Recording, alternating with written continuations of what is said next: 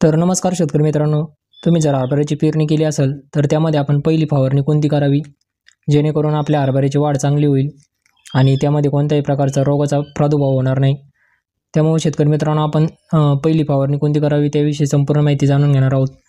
तुम्ही आपल्या चॅनलवर जर नवीन असाल तर चॅनलला सबस्क्राईब करा आणि व्हिडिओ शेवटपर्यंत नक्की पहा। तर शेतकरी मित्रांनो, हरभऱ्याची पेरणी केल्यानंतर सुमारे आपल्याला 25 ते 30 दिवसांनी पहिली फवारणी करायची आहे। यामध्ये आपल्याला पिकांची उंची साधारण 5 ते 6 इंच झाल्यावरून झाडाची मुळं चांगली वाढायला सुरुवात होती। या अवस्थेमध्ये आपल्याला झाडाची पानांची वाढ चांगली व्हायला पाहिजे, मुळं चांगली जोर धरत नाहीत, म्हणून या टप्प्यावर आपल्याला पहिली फवारणी करणे अत्यंत महत्त्वाचं असतं। आता ही फवारणी आपण का करायची, तर पहिल्या फवारणी करण्याचा मुख्य हेतू म्हणजे झाडाला सुरुवातीपासून पोषण चांगलं मिळतं आणि जे रोग आणि कीड येतात किंवा मुरड येतात यांपासून झाडाचं संरक्षण होतं। पुढच्या जे फुलधारणेसाठी आपल्याला झाड मजबूत होण्यासाठी आपल्याला ही फवारणी अत्यंत महत्त्वाची आहे। हरभरा सुरुवातीच्या टप्प्यात नाजूक असतो, जर यावेळी आपण त्याची जर काळजी चांगली घेतली तर आपल्याला नंतर जे रोग येतात ते रोगापासून आपल्याला बचाव करता येतो। शेतकरी मित्रांनो, फवारणीमध्ये आपल्याला आता कोणते औषध वापरायचे आहेत, त्याचं प्रमाण किती घ्यायचं आहे ते आपण जाणून घेऊयात। आपल्याला पहिलं जे घ्यायचं आहे ते वॉटर सोल्युबल फर्टिलायझर, त्यामध्ये 19-19-19 घ्यायचं आहे। ते आपल्याला जो 15 लिटरचा पंप असतो त्यासाठी 100 ग्रॅम घ्यायचा आहे।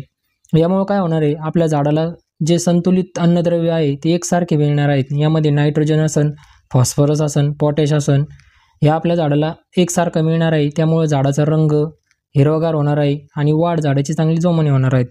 तर त्यानंतर आपल्याला ह्युमिक ॲसिड घ्यायचं आहे किंवा आपण अमायनो ॲसिडसुद्धा घेऊ शकतो। त्याचं प्रमाण घेताना शेतकरी मित्रांनो आपल्याला 15 लिटरच्या पंपासाठी 25 ते 30 मिली घ्यायचं आहे। यामुळे काय होणार आहे, आपल्या मुळं आहे ना झाडाची ती चांगली मजबूत होणार आहे। मातीतील जे अन्नद्रव्य आहे त्यांचं पोषण चांगलं झाडाला वाढणार आहे, सुधारणार आहे। त्यानंतर झाडाचं जे स्टेम आहे ते जाड होण्यास सुरुवात होणार आहे।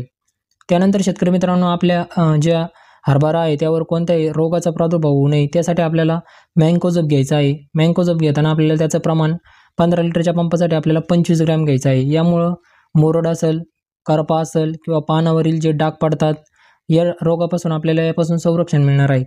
शेतकरी मित्रांनो, सोबत आपल्याला यासोबत स्टिकर घ्यायचं आहे। स्टिकर आपल्याला 5 मिली घ्यायचं आहे।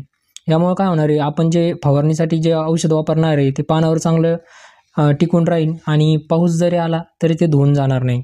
तर आता आपण फवारणी करताना काय काळजी घ्यायची, फवारणी करताना आपण एकतर सकाळी लवकर फवारणी करायची किंवा सायंकाळच्या टायमाला फवारणी करायची। जास्त कडक उन्हामध्ये फवारणी करू नका। शेतकरी मित्रांनो, वारा जर असेल किंवा पावसाळी वातावरण असेल तर फवारणी शक्यतो टाळावी। औषध नेहमी स्वच्छ पाण्यात मिसळूनच आपण फवारणी करायसाठी वापरावं।